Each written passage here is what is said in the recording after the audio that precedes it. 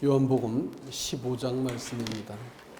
15장 1절로 6절까지 말씀을 함께 읽어보겠습니다. 요한복음 15장 1절로 6절까지 말씀입니다. 함께 교독을 하도록 하겠습니다. 나는 참 포도나무요 내 아버지는 농부라. 무릇 내게 붙어 있어 열매 맺지 아니하는 가지는 아버지께서 그것을 제거해 버리시고 무릇 가지는 더 열매를 맺게 하시려 그것을 깨끗하게 하시느니라. 너희는 내가 일러준 말로 이미 깨끗하여졌으니 내 안에 거하라. 나도 너희 안에 거하리라. 가지가 포도나무에 붙어 있지 아니하면 스스로 열매를 맺을 수 없음 같이 너희도 내 안에 있지 아니하면 그러하리라. 나는 포도나무요 너희는 가지라. 그가 내 안에 내가 그 안에 거하면 사람이 열매를 많이 맺나니 나를 떠나서는 너희가 아무것도 할 수 없음이라. 사람이 내 안에 거하지 아니하면 가지처럼 밖에 버려져 마르나니 사람들이 그것을 모아다가 불에 던져 사르느니라. 아멘. 여러분 이 말씀을 읽으시면서 어떤 생각이 드십니까? 이거 열매 맺지 못하면 잘려가지고 그 불에 던지고 구원이 취소될 수 있겠구나 이런 생각 드십니까? 많은 분들이 이 성경을 그렇게 해석을 하고 있지요. 또 우리가 그냥 생각 없이 성경을 볼 것 같으면 그렇게 보입니다. 그래서 열매 맺지 않으면 잘리고 우리 행실이 어떤가 따라가서 열매란 것은 뭐 두말할 것 없이 우리의 행실을 말하는 거지요. 삶을 말합니다. 이것이 잘못되면 우리 행실의 어떠함에 따라서 구원이 취소가 될 수도 있다라는 말은 뭐가 될까요? 구원이 불완전한 구원을 받아서 그렇다라는 것이죠. 그러니까 이게 말씀을 이 큰 문맥을 따라서 읽지 못하면 말씀이 이 사람들 마음속에 잘못 받아들여집니다. 여러분 이 말씀이 지금 다락방 강화로부터 이어지고 있는 말씀인 거예요. 내가 아버지께 가지만 걱정하지 마라. 내가 금방 올 거야. 아버지께 내가 거할 것이 많은데 내가 처소를 준비할 거야. 이런 말씀을 쭉 하시는 가운데 이 말씀이 나온 거예요. 그런데 갑자기 이 말씀을 가지고 너 그따위로 하면 잘라버릴 거야 아버지께서 이렇게 말씀하시겠어요? 이게 이제 성경을 문맥을 통해서 보지 않으면 헷갈린다라는 겁니다. 그래서 이걸 우리가 성경을 이런 의미에서 큰 틀에서 문맥을 통해서 보는 이런 그 눈을 가지셔야만 성경이 복이 되는 겁니다. 오히려 이 성경은 우리의 구원이 취소될 수 있다라고 하는 불완전한 구원에 대한 그 말씀을 하고 그러므로 분발해라 뭐 이런 식의 말씀을 하자는 것이 아닙니다, 여러분. 그래서 우리가 그것을 잘 아셔야 됩니다. 이 많은 사람들이 이 죄 사함은 받았지만 죄를 사하여 주신 예수님을 잘 모르는데 사실 문제가 있고요. 이 십자가에 죽으신 예수님은 아는데 우리 안에 찾아오신 예수님은 잘 모르기 때문에 성경을 그냥 이렇게 문자적으로 그냥 겉으로 보이는 대로 읽다 보니까 이런 오해를 하는 것이다라는 거예요. 자, 그럼 말씀을 한번 보시죠. 1절 말씀에서 예수님께서 나는 참 포도나무요 내 아버지는 농부다라는 말씀을 하세요. 여러분들이 만일 구약 성경을 조금 이렇게 조심스럽게 읽었다면 이 말씀이 갑자기 튀어나온 말이 아니라는 것을 아실 겁니다. 이 말씀은 내가 참 포도나무요 예수님 그렇게 말씀하셨을 때는 가슴 아픈 배경이 있습니다. 그것은 뭐냐면 하나님이 아담을 지을 때 자기의 형상과 모양을 고스란히 담아가지고 사람다운 사람 얻어내시기 위해서 그렇게 지으셨거든요. 그리고 하나님이 지을 때는 아무것도 하자가 없었습니다. 너무 좋아가지고 하나님이 보시기에 너무 좋아가지고 심히 기뻐하셨다 이렇게 말씀하셨어요. 그러니까 하나님은 사람을 완전하게 지으시고 보고 또 심히 기뻐하셨어요. 그런데 사람이 이 하나님의 그 뜻과 하나님의 사랑과 하나님 안에 자기가 있다고 하는 사실로부터 벗어나서 하나님 앞에서 자기가 하나님을 이렇게 이용하고 자기 편에서 하나님을 이렇게 받아들이고 하나님과 상대적인 존재가 되기로 작정하면서 모든 게 다 어그러져 버립니다.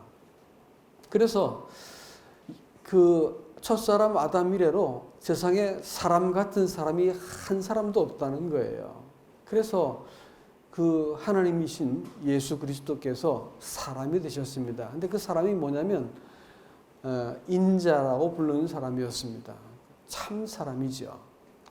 하나님이 극상품 포도나무를 심었어요. 심었는데 그 포도나무가 이게 들포도가 되어가지고 애굽에서 맺던 그 열매를 맺는 거예요. 이사야서 5장 그 1절과 2절에서는 이렇게 나와 있습니다. 내가 산에 땅을 파서 돌을 제하고 극상품 포도나무를 심었도다. 그 중에 망대를 세워 그 안에 술틀을 팠었도다. 좋은 포도 맺기를 바랐더니 들포도를 맺었다. 이렇게 말을 했어요. 이렇게 포도나무라 이렇게 당신께서 내가 참 포도나무다라고 말한 것은 들포도가 있었다는 겁니다. 그것은 실패한 이스라엘을 말하고 실패한 첫사람을 이야기해요. 극상품 포도라고 말하는 것은 두말할 것 없이 하나님의 성품을 그 형상과 모양을 고스란히 반영하는 것을 가지고 이 극상품 포도라 이렇게 말합니다. 여러분 포도나무라고 말하는 것은요. 그게 목재로도 쓸 수 없고 스스로도 못 써요. 그래가지고 다 받쳐줘야만 간신히 이렇게 넝굴로 자라가지고 열매 맺습니다. 딱 한 가지 목적밖에 없어요. 그것은 열매를 맺는 겁니다. 근데 열매를 못 맺으면 어떻게 할까요? 그건 포도나무가 의미가 없지요. 열매라고 하는 그것은 사실은 그 나무가 어떤 나무인지를 보여주는 그것에 불과합니다. 열매를 보면 나무가를 알 수 있는 것이지요. 근데 하나님이 극상품 포도를 만들기도 하고 심기도 했었는데 아니 이게 열매를 맺는 것이 애굽에서 하던 짓을 하고 있는 거예요. 그래서 하나님의 성품과 그 뜻을 반영할 그 사람이 세상에 그 열매를 이렇게 보여주고 있다는 것입니다. 가나안 7 족속을 쫓아내시고 거기에다가 하나님께서 그 극상품 포도나무를 옮겨 심어 놓으셨는데 그리고 그 가나안 땅이라고 말하는 그것은 사람이 노력해서 농사를 지을 수 있는 것이 아닙니다. 왜냐하면 산지에 있거든요. 그러니까 어떻게 할겠어요? 천수답입니다. 비가 와야만 간신히 이것이 이렇게 먹고 살 수 있어요. 그러나 비를 때맞춰 내려주기만 한다 할 것 같으면 세상 무엇보다도 좋은 곳이 또 그곳이기도 합니다. 근데 하나님이 일부러 그들을 빼내가지고 이 가나안으로 옮겨서 하나님이 다 그 삶을 새초부터 새말까지 돌보셔가지고 하나도 부족하지 않게 만들어 놓으셨어요. 그래서 그 땅도 그들이 힘으로 능력으로 지혜로 뺏은 것이 아니고 하나님께서 그들을 쫓아내시고 그 땅을 분배해 나누어 준 것이지 능력대로 따라받은 것이 아닌 것입니다. 하나님께서 분배해 주신 분복이었고 살아가는 삶의 방식도 하나님이 철저하게 비를 내리시고 그들을 돌보셔가지고 살도록 만들어 놓으신 것이 이것이 하나님께서 극상품 포도를 심었다 이렇게 말씀을 하신 거거든요. 그런데 이상하게 그 사람들이 거기에서 그러면 하나님을 경외하고 또 하나님의 계명이 그 삶으로 드러나고 이렇게 해서 하나님과 사람이 정상적인 관계를 맺어야 되는데 아니 이 사람들이 이 힘을 의지하고 또 이 자기를 숭배하기 위해서 우상을 불러들이고 세상의 흉내를 내고 세상의 원리와 또 강포와 이 거짓과 이런 것들을 들어와가지고 사람들을 고통스럽게 한 것입니다. 그래서 이사야서 5장 7절 그 뒷부분의 말씀은 뭐라고 말하냐면 대저 만군의 여호와의 포도원은 이스라엘 족속이요 그의 기뻐하는 나무는 유다 사람이라. 그들에게 공평을 바라셨더니 도리어 포악이요 그들에게 의로움을 바라셨더니 도리어 부르짖음이었도다. 에스겔서 15장은 여기서 조금 더 나가서 뭐라고 말씀하시냐면 포도나무가 그게 무슨 의미가 있느냐 열매 맺지 못하면 이걸 물으시다가 근데 너희는 불에 타다가만 포도나무다 이렇게 말해요. 포도나무 자체는 나무랑 비교해 가지고도 별로 쓸모가 없다는 거예요. 같이 비교를 했을 때 열매를 맺지 못하면 포도나무는 아무짝에도 쓸모가 없는 것이 포도나무인데 이게 불에 그슬려서 나왔으니까 더 쓸모가 없겠죠. 에스겔서 15장은 이스라엘을 그렇게 이야기합니다. 이런 사람이 하나님께서 이 이스라엘을 불러가지고 그렇기 때문에 너는 내가 심었고 네 생명과 인생은 내가 돌보는 것이다. 그러니까 너는 네 인생을 살고 자기 실현을 위해서 인생을 살지 말고 내가 너를 값을 주고 사고 또 내가 너를 소유했기 때문에 내가 너를 통해서 내 인생을 내가 살 것이야. 이렇게 말씀하시고 계신 거예요. 근데 이 사람들이 이런 구원을 받고 나서 죄 사함은 알았는데 예수를 알지 못하니까 그저 죄 사함 받았기 때문에 그 다음에는 자기가 인생을 재밌게 살고 최선을 다해 살고 자기 실현을 위해서 인생을 사는 것으로 그렇게 되어버렸기 때문에 첫사람과 마찬가지로 실패를 반복한 것입니다. 예수님께서 오셔가지고 내가 참 포도나무다라고 말씀하신 것은 이것은 이런 의미에서 이제는 더 이상 실패하지 않는 나무가 나를 통해서 내가 만들어낼 거야 라고 말씀하시고 아버지는 뭐라고요? 농부라고 말씀하셨어요. 그것은 아버지께서 아들 참 포도나무를 이 세상에 보내셨다는 것입니다. 이제 아버지께서 이 아들을 통해서 제대로 된 농사를 이제 한번 짓겠다라고 말씀하시는 거예요. 그래서 예수 그리스도를 십자가에 못 박고 사람을 그 안에서 옛사람을 십자가에 못 박아버리고 예수 그리스도를 일으키실 때 새로운 사람을 일으킨 것처럼 예수님께서 이제 참 포도나무 열매를 내가 이제 얻겠다라고 말씀하시는 것입니다. 그래서 우리를 뭐라 부르냐면 예수님께서 포도나무고 우리를 가지다 이렇게 말합니다. 여러분 포도나무를 놓고 포도 열매를 놓고 뭐라고 말하냐면 이 열매는 이 포도는 포도나무 가지 열매다 말하지 않지요. 뭐라고 말할까요? 포도나무 열매고 포도입니다. 그렇죠? 열매는 어디서 맺어요? 줄기가 맺을까요? 가지가 맺을까요? 두말할 것 없이 가지가 맺습니다. 그런다 하더라도 가지의 열매는 아니죠. 뭔 열매일까요? 나무에서 나온 겁니다. 나무에서 그 수액이 나가지고 가지는 그 수액을 받아가지고 맺는 것이 저절로 맺어지는 것이 그 열매이기 때문에 그렇습니다.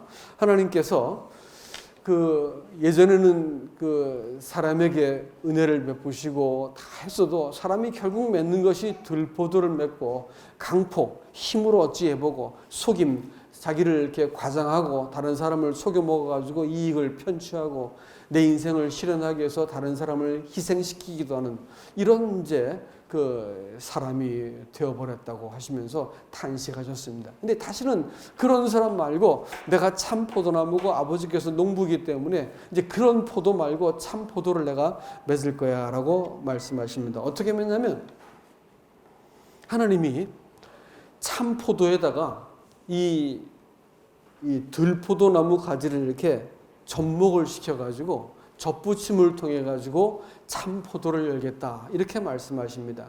로마서는 이걸 뭐라고 말하냐면 돌 감람나무를 참 감람나무에다가 접목을 시켜 가지고 이것을 참 감람나무가 되게 하겠다라고 말씀하셨습니다.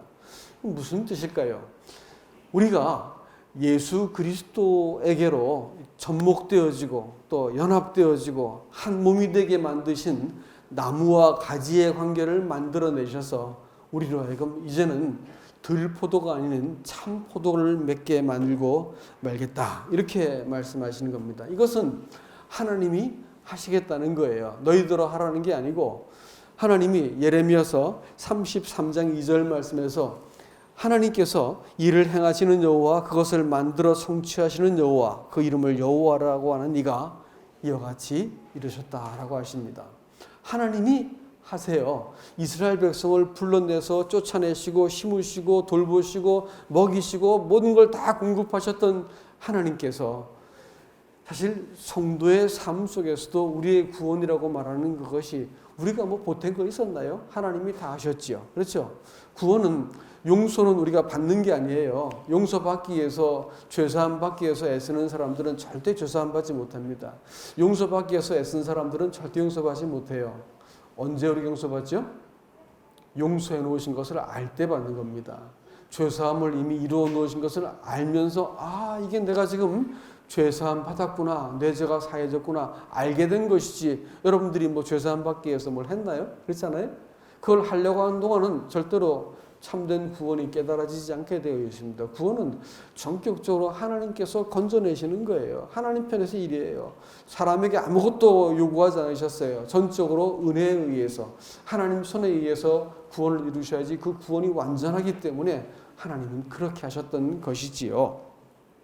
그래서 접붙임을 당했다라고 말하는 것은 한 몸이 되었다는 것입니다. 그래서 우리를 가지다라고 말합니다. 이 십자가에 죽으신 예수께서 이제는 찾아오셔서 우리와 한 몸이 되셨어요. 그래서 우리가 예수 안에 있다라고 성경은 지금 얘기하고 있고, 우리가 만찬을 뗄 때도 주일마다 확인하는 것이 아니야 너는 내 거야 라고 말씀해 주십니다. 내가 아무리 정죄받고, 내가 쓸모없고 가치 없어 보이고, 내가 나 자신이 이런 것이 무슨 구원은, 이렇게 하면서 아무리 정죄해도 주님은 뭐라 말씀하시면, 아니야 너는 내 거다 이렇게 말씀하세요.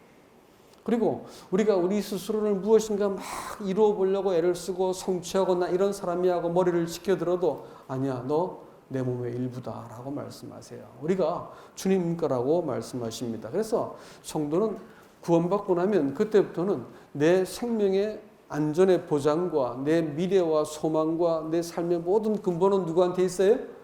예수 안에 있어요.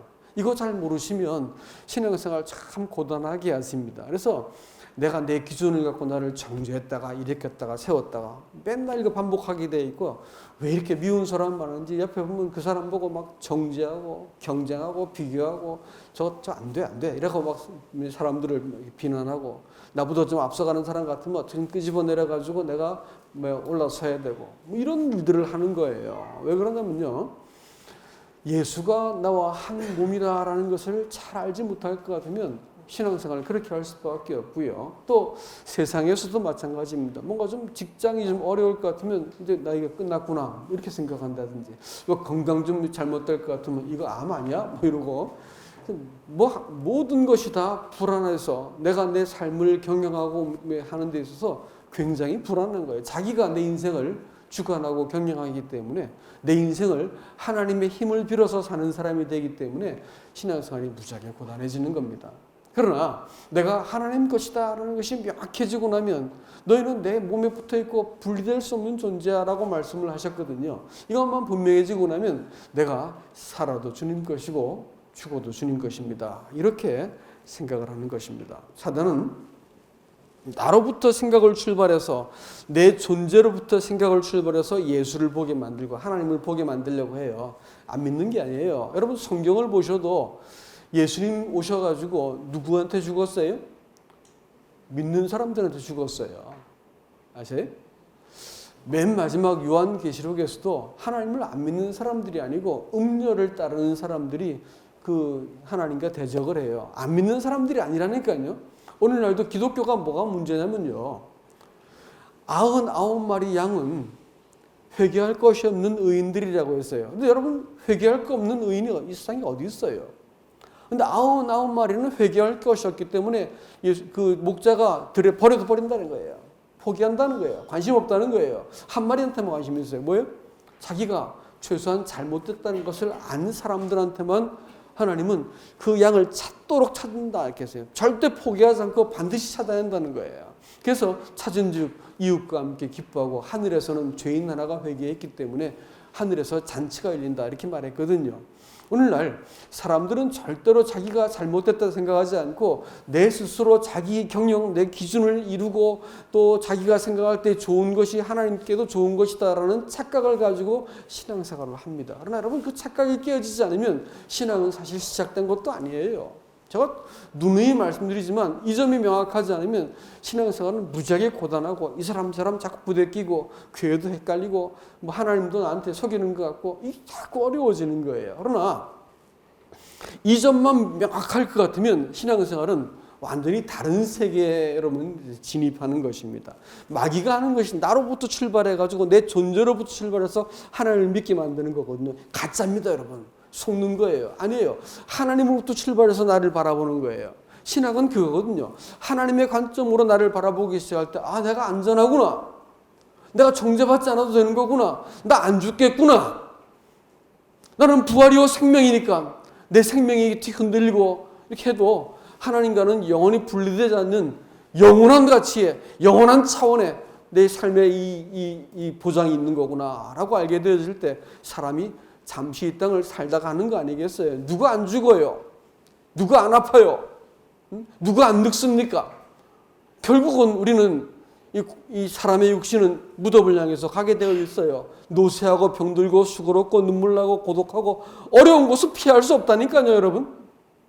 피할 수 없어요. 그렇지만 다만 우리가 이 영생을 가지고 사는 사람들은 그 삶의 고단한 길을 가도 우리는 영혼을 사는 것이기 때문에 이게 소망이 있다는 것이에요.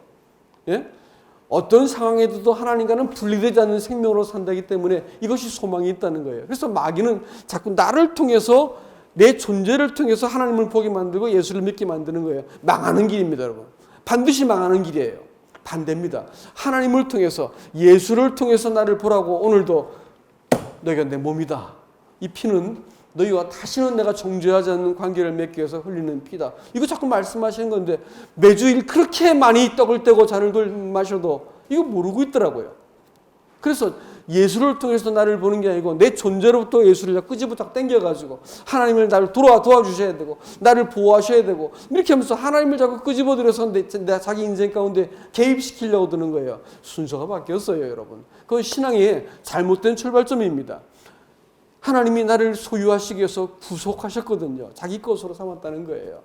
아니 세상에 남편과 아내의 관계 속에서도 남편이 아내의 천 존재, 그 심지어는 이 연약함과 또 약점과 추함까지도 자기 것으로 알고 얼굴에 뭐가 묻으면 손으로 닦아주고 잘못된 것은 뒤에서 걷어주고 부부싸움을 죽도록 하던 사람이 아내가 하여간 치약도 아무거나 찍자고 나가고 하여간 뒷정리를 안 하고 나가는 아내가 무지하게 못마땅했어요. 또 어느 날 가만히 생각하니까 싸움을 지겹게 하다가 이건 내가 도와줘야 되는 거 아닌가 생각이 들더래요. 그래서 그 다음부터 화장품 아무렇게나 펼쳐놓고 뚜껑 열어놓고 가는 그 아내 뒤 가가지고 이렇게 잠궈도 주고 물도 틀고 돌아 나서는 아내 수도꼭지 잠궈주고 이러면서 뒷정리를 하기 시작했어요. 그랬더니 아내가 어느 날 여보 고맙습니다 이렇게 말하고 관계가 좋아진 거예요.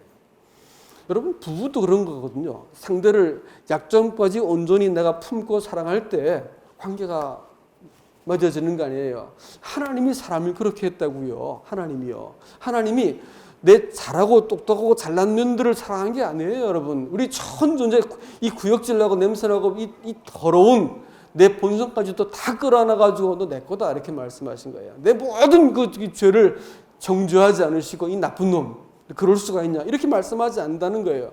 그 죄를 다 자기 것으로 해가지고 죄값을 자기 몸으로 다 갚으신 다음에 그리고 나서 나를 맨 얼굴로 대면하시면서 나와 같이 살겠다고 말씀하신 게 여러분 이게 복음이요.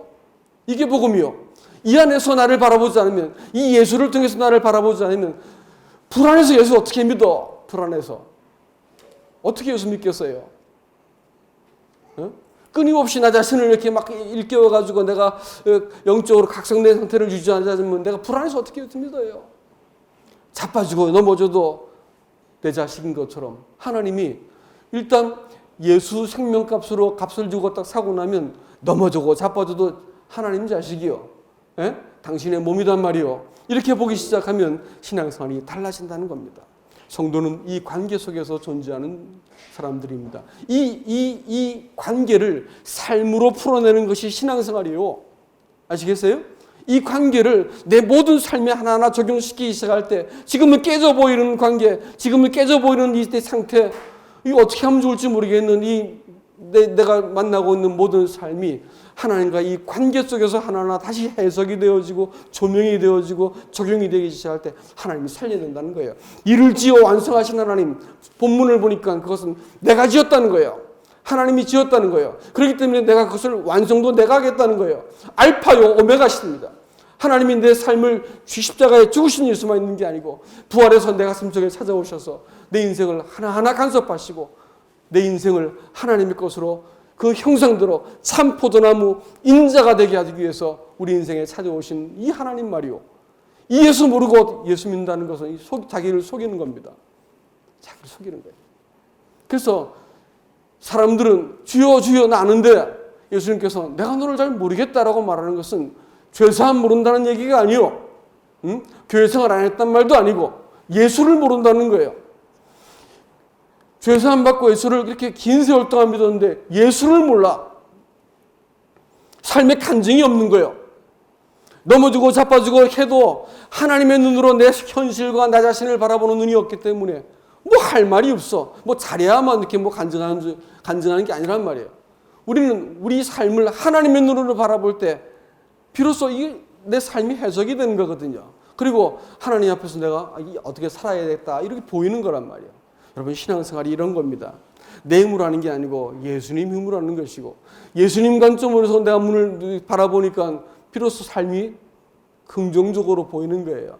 자식들끼리는 치고받고 싸워도 어머니나 아버지가 오면 문제가 딱 풀어지는 것처럼 우리가 하나님의 눈으로 내 이 현실과 문제를 바라보지 않으면 복닥복닥하고 구질구질하게 예수 믿는 겁니다. 그렇게 예수 믿지 마세요. 신앙생활은 내 쪽에서 무엇을 얼만큼 많이 했는지에 달려있지 않습니다. 여러분, 이 예수와 어떤 관계를 내가 맺고 있는지를 그걸 보세요. 하나님은 딴 거 보는 게 아니고 이 관계를 보고 났더니 넘어지건 깨지건 잘하건 잘못하건 하나님 보실 때 너 내 거 참 맞다 이렇게 말씀하시는 거거든요. 성도에게 조금 선이 나왔다 하더라도 그 선은 바로 예수 그리스도시고요. 이 관계를 맺은 사람들은 예수 그리스도 자랑하는 것에 주저하지 않습니다. 뭐가 잘 돼도 예수님 때문에 잘 된 거고 뭐가 잘못돼도 예수님께서 알고 계셔 이렇게 말씀하기 시작합니다. 신앙생활이 이때 비로소 품위가 생기고요. 안전지대를 얻게 되어지는 것이고요. 상황에 따라서 이리저리 자빠지는 이런 신통치 않은 사람이 아니고 딱 하고 변하지 않는 이 안전지대에 두 발을 딛고 하나님을 대면하는 신앙이 되는 것입니다. 이것이 믿음이고 이것이 행함이다. 이렇게 말하는 거예요. 여러분 열매라고 하는 것은 나무에서 나는 거지요. 어떤 열매를 맺는지 그것은 그 나무의 본질이 무엇인지를 보여주는 것입니다. 그 열매를 보면 그 나무의 본질을 아는 거고 정체성을 아는 것이죠. 이것은 윤리적인 면이나 도덕적인 온전한 삶을 말하는 것이 아니라는 겁니다. 이건 뭐냐면 예수님과의 관계를 드러내는 것이고 이 사람이 예수님을 알고 은혜를 알고 있는지를 드러내는 거예요. 하나님의 은혜를 알고 그 가히 없는 하나님의 은혜 앞에서 자기를 들여다봤더니 내 마음이 지금 죽을 것 같은데 죽지 않는 거예요. 내 눈에는 소망이 없는 인생이 소망이 없는 게 아닙니다. 하나님께서 이 고난 가운데서 나를 이렇게 까닭없는 내가 이해는 안 되는데 하나님께서 내 마음을 이렇게 세우시고 위로하시고 새롭게 하시는 이런 것을 경험하는 것입니다.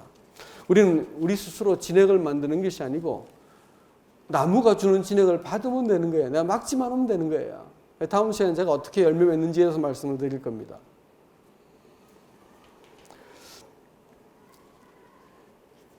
오늘 성경 말씀이 열매를 맺지 않으면 내가 베어버리겠다 이렇게 말했는데 그 말씀 설명을 좀 드리고 말씀을 마치겠습니다. 여러분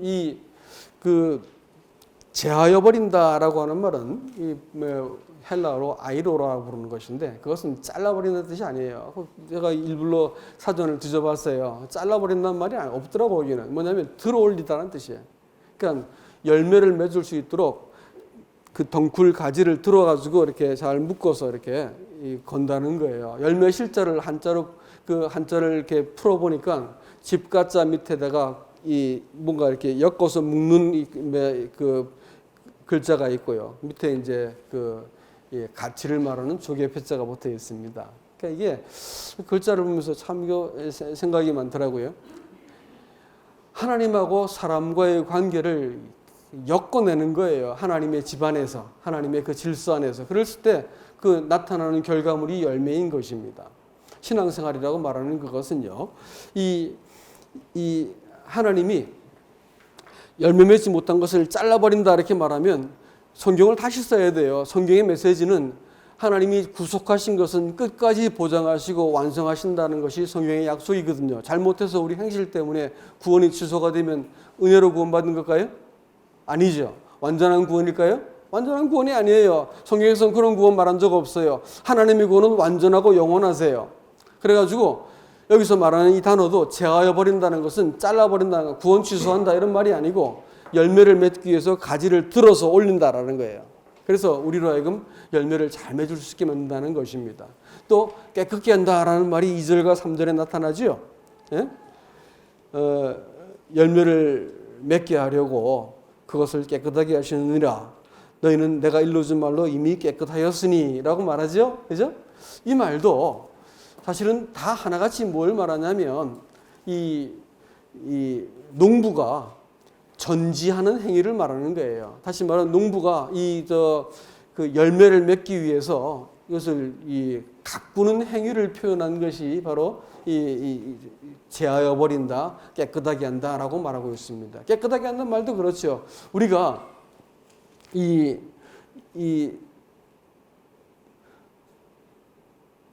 본문의 말씀 속에서 내가 이미 일러준 말로 이미 깨끗해졌으니 라고 말했지 않습니까? 근데 우리가 믿음으로 깨끗해졌습니까? 그 예수님의 말씀으로 깨끗해졌습니까?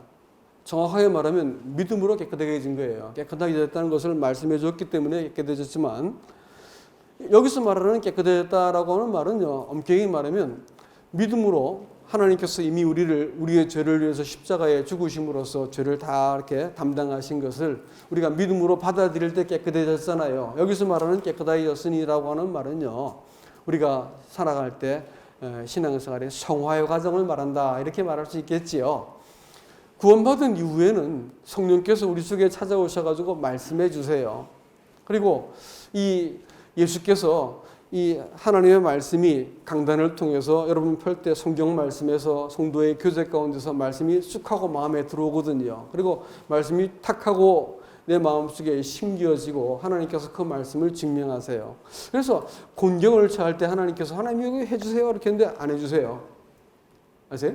여러분 그렇게 해보셨죠? 기도할 때 하나님 이거 좀 해달라고 막 간절하게 애를 쓰거든요. 근데 기도하게 했는데 안 들어주신다고요. 어떻게 들어주시냐면 말씀을 먼저 보내주세요. 그래가지고 마음속에 이거 내가 망하지 않겠구나. 이거 내가 지금 이거 갖고 절절 맬 게 아니라 하나님 의지해야 되는 거구나 라고 미리 말씀을 보내주셔서 마음을 딱 잡아주시는 거예요. 그러고 나서 하나님께서 그 다음에 문제를 풀어주세요. 그러고 나서 뭐냐면 말씀이 맞았지 이거 알려주시는 거예요. 네가 말씀 의지해야 되겠지. 말씀을 하나님께서 하셨기 때문에 그 말씀을 증명하시고 성취하시는 거예요. 책임을 지시는 거예요. 언제나 그런 식으로 응답을 하세요. 말씀이 먼저 오는 거예요. 그러니까 성도가 하나님 말씀을 주목하지 않으면 가짜입니다, 여러분. 말씀을 주목하지 않고 살고 이렇게 별로 그 말씀이 내 마음을 이렇게 두드리고 부딪힌 적이 없었다. 그건 가짜예요. 그럴 리가 없습니다. 그거는 아주 힘이 병들었거나 힘이 어린아이거나 뭐 그런 거죠. 말씀이 성도의 마음을 닫지 않은 채 우리가 살 수 있다? 그럴 리 없습니다. 그건 불가능한 거예요. 성도한테는 절대 가능하지 않는 것이다라는 겁니다. 아무튼 제하여 버린다, 깨끗하게 한다. 이게 다 농부의 손길을 이루는 단어입니다. 이 깨끗하게 된 것이 먼저고 그 다음에 주 안에 거하라고 말씀해 놓았습니다. 깨끗하다고 선포는 먼저 해놓고 나서 그러므로 내 안에 거하라고 말씀하신 것은 무슨 의미일까요? 그것은 하나님이 그 깨끗하게 해놓은 그 신분을 근거로 해가지고 네가 이 신분을 근거로 나를 대면하고 네가 세상을 대면하라 라는 것입니다. 우리가 거하라고 하는 이 명령은 무엇이냐면 하나님께서 다 해놓았지만 그것을 내가 받아들이고 내 삶에 이렇게 적용시키는 것은 그건 내 몫이라고 하는 거예요. 그것마저도 해주진 않으세요. 그것마저 해줘버리면 우리가 심판받을 일은 뭐가 있고 또 상급받을 일은 뭐가 있겠어요. 그렇죠? 예. 이 공부를 할 수 있는 참고서가 다 주어지고 해도 결국은 공부를 해야 되는 것인 것처럼 하나님이 이 모든 약속을 주고 하나님께서 우리를 그렇게 깨끗하게 하고 불러줬다 하더라도 그것을 내 삶에 적용시켜서 돕기 위해서 찾아오신 예수 그분이 내 삶을 간섭하도록 만드는 것은 우리 몫입니다. 순종하는 것은 사람에게 맡긴 일이지요. 말씀을 맺을게요. 여러분 여기서 5절 말씀 보면 나는 포도나무요 너는 가지라 그가 내 안에 내가 그 안에 거하면 사람이 열매를 많이 맺나니 나를 떠나서는 너희가 아무것도 할 수 없음이라. 사람이 내 안에 거하지 아니하면 가지처럼 말라 밖에 버려지나니 사람들이 그것을 모아다가 버려 던지느니라. 여러분 이 6절 말씀을 잘 보시면 사람이 이렇게 했을 때 단수로 나왔어요. 예? 단수로. 근데 여기 보면 6절 부분에 그것을 모아다가 했는데 복수입니다. 그러면 사람일까요? 아닐까요? 사람을 보세요. 사람이 내 안에 거하지 않으면 가시처럼 밖에 버려져 마르나니 이렇게 했잖아요. 그래서 사람들이 그것을 모아다가 버려 던졌느니라. 그것을이란 말이 복수라니까요. 그것들이라고 되어 있어요. 그러면 그것들이 사람일까요? 아닐까요? 사람이면 안 되죠. 그렇다면 둘 다 복수로 나오든지 둘 다 단수로 나와야 할 거 아니겠어요. 고린도전서에서 이걸 뭐라고 말하냐면 불 가운데 얻은 구원이라고 말합니다. 우리가 인생은 뭐가 됐든지 집을 짓는 거예요. 그래서 젊을 때 내가 열심히 공부하고 노력하고 해서 우리가 인생에 큰 집을 짓지 않습니까? 신앙생활도 마찬가지입니다. 내가 예수 그리스도를 바라보고 그 터 위에 내가 집을 지어 나가면 문제가 없어요. 근데 불행하게도 사람들이 자기 위에다 집을 지어요. 예수 믿는 자기 자신을 온전케 하려고 애를 쓰거든요. 여러분 그것이 참 망하는 길인 것을 잘 모르세요. 예수 믿고 온전케 되는 나를 더 온전케 만드는 것은 신앙생활이 아닙니다, 여러분. 예수 위에다가 나를 지어가는 것이에요. 그래서 계산으로는 안 떨어져도 내가 당신을 의지합니다. 이렇게 해가지고 내가 나 자신과 내 가족과 내 문제를 그 주님께 맡겨드리는 거예요. 그렇다면 하나님께 공이 넘어가죠. 하나님이 나와 내 가족과 내 삶과 내 노후를 하나님이 돌아보시기 시작하게 될 때 우리는 집을 어디다 지은 걸까요? 예수 위에다 지은 거예요. 여러분 이 관계를 정확하게 요구하고 계세요. 하나님은. 그래서 예수 안에다가 집을 짓고 그 터 위에다 집 짓지 않은 건 다 뭐가 될까요? 지푸라기라든지 나무라든지 이런 걸로 지은 것을 어떻게 한다고요? 불타버리는 거예요. 뭐만 온전한 거예요? 예수 위에다 지은 것만 남는 거예요. 불타버릴 거라고요. 그것들은요. 그리스도인이라고 말하지만 우리 삶이 예수 위에다가 집을 짓지 않는 그 모든 것들은 불타버릴 거예요, 여러분. 성경은 그걸 말하는 것입니다. 그래서 이 말씀은 우리가 똑바로 읽어야 됩니다. 우리가 죄인의 몸을 갖고 있잖아요. 참 아쉬운 게 아니 예수 믿을 때 하나님이 좀 해가지고 우리를 천사같이 좀 바꿔가지고 저도 좀 안 짓고 좀 완전하게 만들어 놓으시지. 예수 믿었는데 이 육신 고스란히 가지고 예수 믿으려니까 이 모순이 계속 빨리 되는데 이런 하지 않습니까? 욕망은 이만치 크고 죄가 너무 이렇게 습관대로 죄를 들여다보고 싶고 저렇게 하고 싶고 세상 따라가고 싶고 하고 싶은 게 너무 많은 거예요. 응? 죄가 너무 쉬운 거예요. 이 육신 고기 덩어리는 욕망을 자꾸 하는 거란 말이에요. 근데 현실은 그렇지 않잖아요. 그러니까 이 문제가 발생하는 거예요. 신앙생활이 이렇게 살고 싶은데 이렇게 안 되는 거죠. 예? 하지 말아야 되는데 하고 싶다는 거예요. 신앙생활이 평생 모순입니다. 여러분 아세요? 평생 모순이에요. 왜 예수님들도 좀 나를 고쳐가지고 이런 죄 좀 안 짓게 만들어 놓으시지. 왜 이렇게 만드셨을까? 여러분 그런 생각 안 해보셨어요? 한 가지 목적 때문입니다. 왜 그런 줄 아세요? 그렇게 해야만 사람이 살면서 자기가 뭔가 된 줄 알고 자기를 속이고 뭐 구원받았으니까 이제 아무거나 해도 돼. 이렇게 말하는 사람도 있고요. 구원받았으니까 잘릴 줄 몰라 최선을 다해. 뭐 이렇게 말하는 사람도 있어요. 다 거짓말쟁이들입니다. 성경에서 말하는 구원이 아니에요. 하나님께서는 그런 구원 준 적이 없다고요. 다만 사람이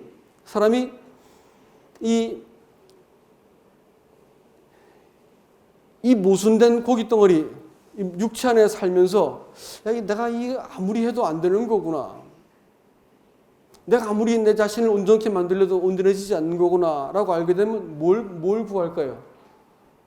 자기한테 소망을 두지 않고 선한 것이 나한테 없다는 걸 알게 되면 그때부터 하나님만 구하게 됩니다. 아무리 진지해도 조금 보고 나면 거기에 아주 앙큼한 자기 계산이 숨어 있고 교만이 숨어 있고 이 이중적인 표정이 숨어 있고 사람이 그런 존재거든요. 여기 선한 것이 뭐가 있겠어요? 사람은 아무리 사람을 깨끗하게 만들고 자기 스스로 온전히 만들어도 잘 안 됩니다, 여러분. 안 되게 돼 있다니까요. 그렇기 때문에 신앙생활이 딱 철들기 시작하고 이게 궤도에 딱 들어서기 시작하면 자기를 붙들고 자존심 세우고 자기 실현을 하려고 애쓰고 그걸 딱 내려놓게 되는 겁니다. 하나님만 의지하게 돼요. 내 변명, 내 자랑거리 싹 사라지고 하나님만 의지하게 만드신 거예요. 그리고 우리 평생 몇 번 넘어진지 하나님 세지 않으세요. 다만 내가 이 은혜의 근거에서 이 약속의 근거에서 하나님 당신만 의지합니다. 당신만 사랑합니다. 내 모든 삶 당신이 개입하셔야 되겠습니다. 이렇게 말하는 사람, 그 한 사람을 얻어내기 원하는 거예요. 그 한 사람. 여러분과 제가 그와 같은 사람들이 될 수 있기를 바랍니다. 이 QT 하는데 그 맥체인 성경 공부하는데 이 고린도서 8장 2절 말씀이 있는데 영어로 성경을 비교해서 보는데 눈에 싹 하고 들어오는 거예요. 뭐냐면 우리는 하나님으로부터 나왔어. 오브 훔입니다. 그로부터 나와가지고 그 안에 있고 우리나라 개혁성경이 그렇게 안 돼 있고 킹제임스는 명확합니다. 그 안에 있다. 우리는 하나님으로부터 나와서 오브라고 하는 것은 의가 아니고 무엇으로부터라는 뜻입니다. 거기 속했다는 말이에요. 그러니까 하나님으로부터 나와가지고 그 다음에 by whom 예수 그리스도에 의해서 사는 자들이다라고 말을 하고 있습니다. 우리는 하나님의 것이에요. 그로부터 나왔어요. 우리 살아가는 삶은 무엇을 통해서 산다고요? by whom 그리스도를 통해서 사는 거예요. 그분이 내 삶의 모든 그 문제 해답이시고요. 또 내 삶을 이렇게 이 땅에서 망하게 하지 않고 아들답게 만들어준 유일한 분입니다. 내가 뭘 해보려고 해도 그 안 되게 돼 있어요. 하나님 그렇게 허락해 주지 않으세요. 자기 것이기 때문에 하나님의 계획대로 자기의 영광대로 자기의 뜻대로 우리를 지어가실 것이기 때문에 머리 굴리지 마시라고요. 딴 주머니 차고 저쪽 하려 생각하지 마세요. 하나님께 내 삶을 맡겨드리고 그분이 내가 선 그 이 자리에서 하나님을 영원롭게 하기까지 우리를 계속해서 붙들고 계십니다. 인생을 삥 돌아가지 않으시려면 우리 하나님께 우리 삶을 맡겨드리고 그분이 내가 참 포도나무다. 내가 인자다. 내가 너 포도나무 만들 거야. 내가 너 인자 만들 거야 라고 말씀하신 분께서 아버지께서 농부가 되셔서 우리 인생에 개입하셔서 들어올리시고 묶으시고 관계하시고 우리 인생을 찾아오셔서 아들이 누구신지 예수가 누구신지 보여주는데 여러분 이 예수를 더 잘할 수 있는 복을 누릴 수 있기를 주님의 이름으로 축복합니다. 이상입니다.